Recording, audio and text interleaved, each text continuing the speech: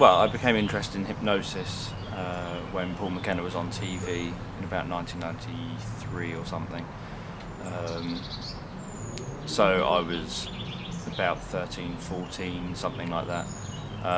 And it was seeing that hypnosis seems to be able to do lots of things. So initially it was for all the wrong reasons that I got interested in it.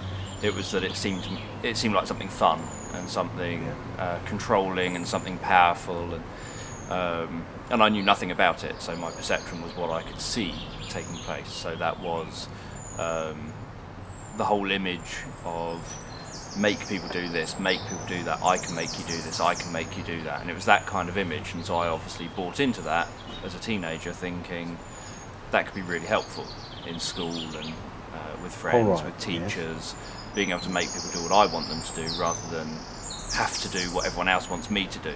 Because I was quite a scrawny child, so any advantage I had to be able to get my own way instead, obviously without having, because I couldn't resort to like violence or anything, so without doing anything like that was obviously going to be an advantage. So if I could learn some communication technique that was going to help me, my way of viewing it was, if I can learn hypnosis or something, that's bound to help me to get on in school and have influence.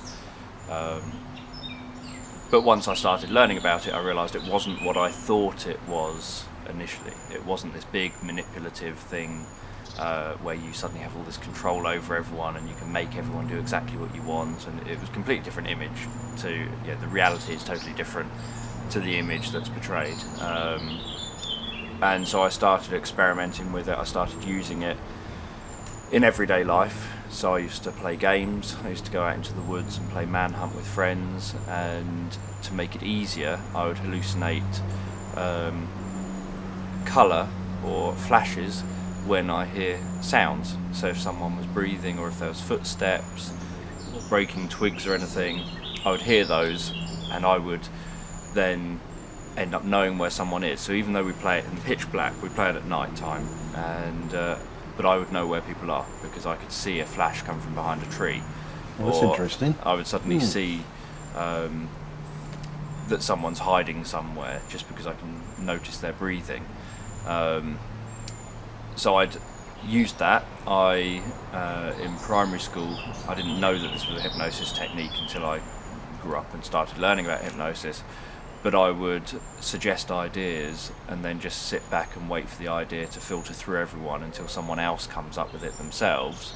So someone more dominant, because you'll always get people that are very dominant, and you get people that obviously generally don't get listened to. And everyone turns to that dominant, controlling, overpowering person in the group. So the easy thing was, if you suggest a good idea and then just shut up, the idea will filter through people until the dominant person hears the idea, and then they will say it, and then everyone will agree with them. Everybody will go along with it. And the experience of most children is that they then throw a big strop and they cross their arms and they sulk and they think, I came up with that first, why am I? Whereas my thing was, we're doing what I want to do. So does it matter that someone else has taken the credit for that? Who cares if Joe Bloggs in the playground, who's the big bully kid, gets the credit for it, if actually we're playing the game that I'd quite like to play anyway? Does it really matter who came up with the idea first?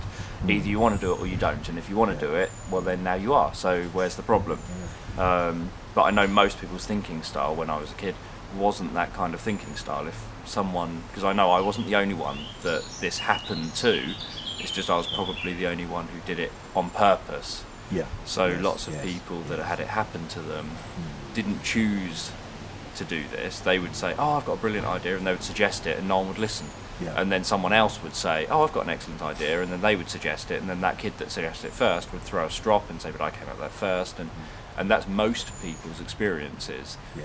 My experience was, well, let's just turn it to my advantage. Who cares who comes up with the idea?